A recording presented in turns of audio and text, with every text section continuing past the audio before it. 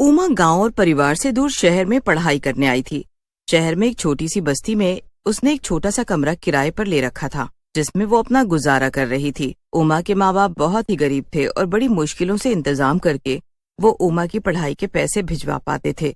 इतने पैसे से मेरा क्या होगा, मुझे तो कुछ करना ही होगा, ऐसे मुझे भी परेशानी होगी और बाबूजी को भी। जब उमा के बाबूजी की चिट्ठी आई कि घर की छत गिर गई है, जिसकी वजह से वो इस बार कम पैसे भेज रहे हैं, उमा उस दिन बड़ी ही परेशान थी। वो शाम को बाजार से कुछ सामान लेने के लिए किराने की दुकान पर खड़ी ही थी कि तभी वहाँ एक चाइनीज लड़की आई और दुकान से पूछने लगी, क्या यहाँ आसपास कोई सस्ते में मुझे किराए पर कमरा मिल जाएगा? शीना इतना पूछकर चली जाती है, पर पीछे से उमा जल्दी से जाकर उसे रोकती है। अरे, मैं भी इसी बस्ती में किराए के एक मकान में रहती हूँ। अच्छा, तो तुम ही बता दो, अगर तुम्हारी नजर में कोई कमरा हो तो बस सस्ता सा हो, क्योंकि मैं इस शहर में नई हूँ और अकेली भी, मेरे पास अभी इतने पैसे नहीं है। हाँ, मेरा हाल भी कुछ ऐसा ही है। अगर तुमको एतराज ना हो तो तुम मेरे साथ रह सकती हो, हम किराया आधा आधा बांट लेंगी। अरे वाह, ये तो अच्छा आइडिया है, मुझे कोई दिक्कत नहीं है। बस फिर शीना और उमा दोनों एक साथ रहने लगती हैं। दोनों की काफी अच्छी दोस्ती भी हो जाती है, पर कुछ दिनों बाद दोनों को पैसे की बड़ी परेशानी होने लगती है। दोनों के पास ही ज्यादा पैसे नहीं बचते। समझ नहीं आ रहा क्या करूं, बाबूजी से भी पैसों के लिए नहीं बोल सकती। मेरा तो इस दुनिया में कोई नहीं है, मैं तो किससे पैसे मांगूंगी? इस शहर में अगर रहना है तो हमें कोई काम तो देखना ही पड़ेगा। अरे, पर तुम तो कॉलेज जाती हो, तुम कैसे कमा पाओगी? हम क्या कोई छोटा मोटा काम नहीं कर सकते? कोई छोटा मोटा काम ही खोल सकते हैं। कॉलेज से आने के बाद हम दोनों मिलकर कर लिया करेंगे। दोनों बहुत सोचती हैं, पर उनके दिमाग में कोई आइडिया ही नहीं आता। उसके बाद दोनों को बड़ी तेज भूख लगने लगती है। शीना फटाफट दोनों के लिए नूडल्स बनाकर लाती है। नूडल्स खाते खाते उमा के दिमाग में आइडिया आ जाता है। आ गया आइडिया, बताओ बताओ क्या आइडिया आया? Chinese food. तुम इतना बढ़िया चाइनीज बनाती हो ना कि कोई भी खाकर दीवाना हो जाए। और यहाँ आसपास बस्ती में कोई भी चाइनीज नहीं बेचता सिवाय वो मोटे के, पर वो इतना महंगा देता है कि बस पूछो ही मत। अगर हम चाइनीज बेचना शुरू कर दें तो देखना, हमारी दुकान बहुत बढ़िया चलेगी।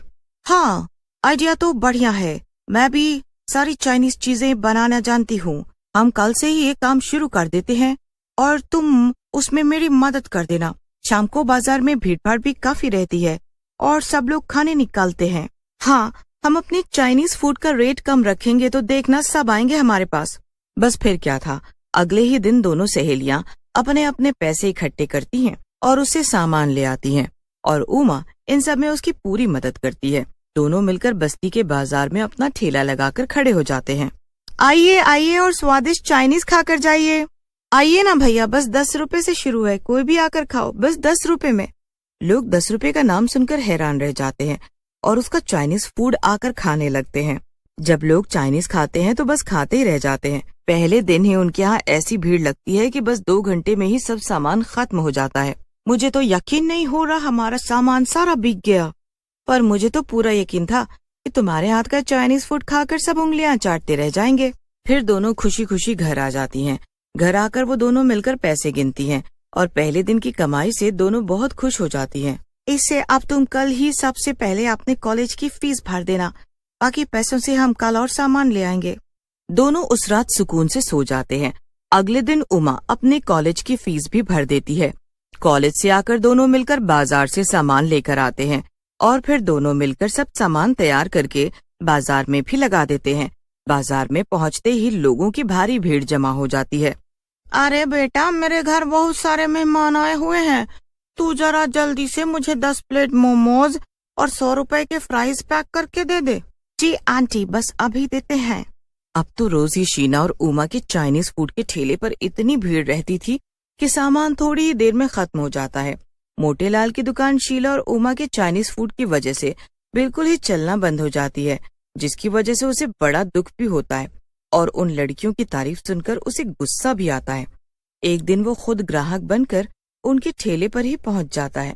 आज जरा खा कर तो देखूं कि ऐसा क्या है इन लड़कियों के चाइनीज फूड में जो मोतीलाल की दुकान में नहीं। मोटेलाल जब उन लड़कियों के ठेले का चाइनीज खाता है तो खाता ही रह जाता है।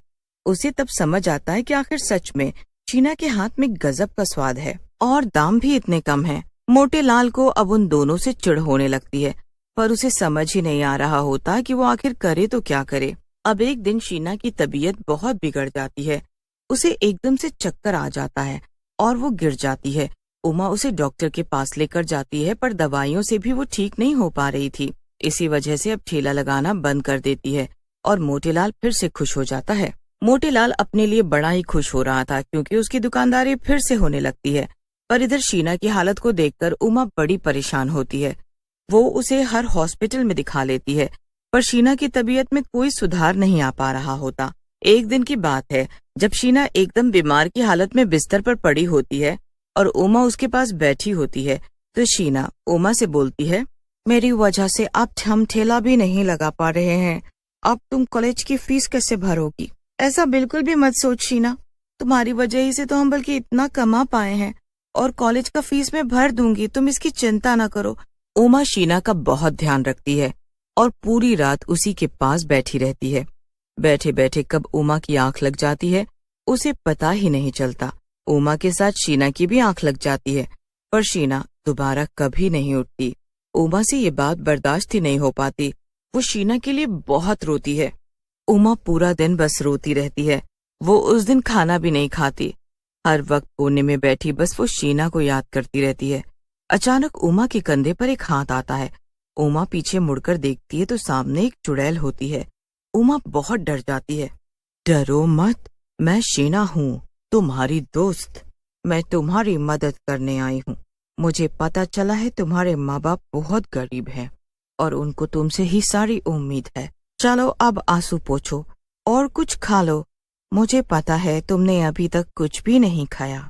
उस दिन शीना अपने हाथों से उमा को खाना खिलाती है। अगले दिन उमा हिम्मत करके उठती है और कॉलेज जाती है। कॉलेज से आने के बाद वो शाम को अपना ठेला लगाने की तैयारी करती है। चुड़ैल बस फिर अपने हाथों को इतना फटाफट चलाती है कि उमा को देखती रह जाती है। फटाफट मोमोज बनाकर तैयार कर देती है। उमा तो ये सब देखकर हैरान रह जाती है। बाप रे बाप, तुम इतनी तेजी से कैसे ये सब कर सकती हो?